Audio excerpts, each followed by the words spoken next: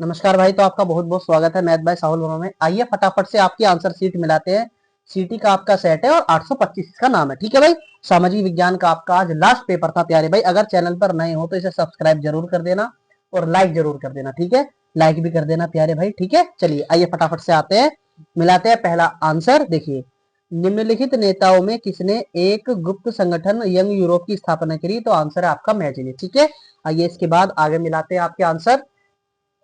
निम्नलिखित में से किसने 1828 ईस्वी में बारडोली सत्याग्रह का सफल नेतृत्व किया था? तो उसका आंसर है सरदार वल्लभ भाई पटेल। इसके बाद श्रीलंका एक स्वतंत्र राष्ट्र कब बना? 1948 में बना। और प्यारे भाई, जितना भी हमने आप लोगों को वीडियो में कराया था सारा का सारा पेपर टीचर ने वही रखा है।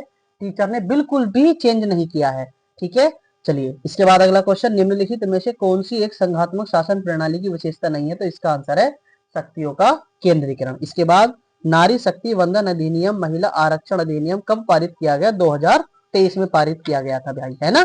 चलिए, अगर चैनल पर नए हैं तो प्यारे भाई से सब्सक्राइब जरूर कर देना। ठीक है, और लाइक जरूर कर देना प्यारे भाई। ठीक है, आपका सपोर्ट हमारे लिए बहुत ज्यादा हेल्पफुल होता है। ठीक है, चलिए, निम्नलिखित में कौन सा राजनीतिक दल सांस्कृतिक राष्ट्रवाद की अवधारणा का समर्थन करता है? तो इसका आंसर है भारतीय जनता पार्टी। ठीक है भाई, चलिए भाई, इसके बाद व्यक्ति की गरिमा और आजादी के संरक्षण के लिए सबसे उपयुक्त व्यवस्था कौन सी है? तो वो है लोकतंत्र। ठीक है जी।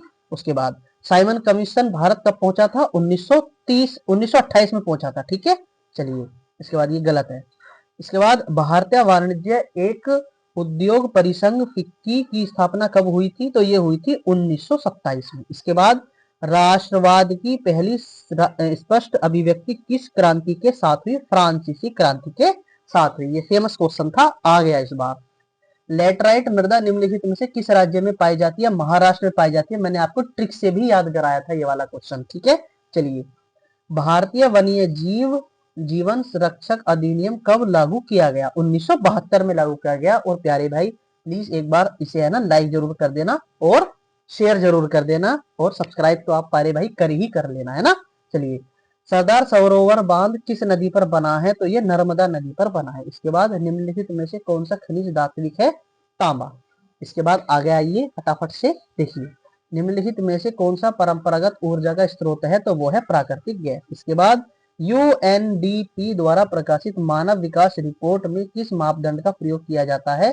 तो वो है आप लोगों का इनमें से सभी। ठीक है, इसके बाद आइए, निम्नलिखित में से कौन सा गतिविधि प्राथमिक क्षेत्र के अंतर्गत आता है? मैंने आप लोगों को याद करवाया था बहुत अच्छे से। इसका आंसर है मत्स्य। ठीक है, रोजगार में निम्नलिखित में से आर्थिक किस क्षेत्र की सर्वाधिक हिस्सेदारी है? सबसे बढ़िया क्वेश्चन है, प्राथमिकी इसका आंसर है। इसके बाद आइए, विश्व व्यापार संगठन के सदस्यों की संख्या कितनी होती है? तो वो होती है 164। ठीक है भाई, इसके बाद आइए आगे, निम्नलिखित में से ऋण के औपचारिक स्रोतों में सम्मिलित नहीं है? तो वो है साहूकार। ठीक है, ये आपके 20 क्वेश्चन आज आपके खत्म हो गए हैं। आपका लास्ट पेपर था। आई होप कि आपका जो पेपर है वो बहुत अच्छा गया होगा भाई। ठीक है, चैनल को सब्सक्राइब जरूर कर लेना, आपका एक सपोर्ट हमारे लिए बहुत जरूरी होता है। ठीक है, चलिए नमस्ते भाई, आपसे मिलेंगे अब अगली वीडियो में।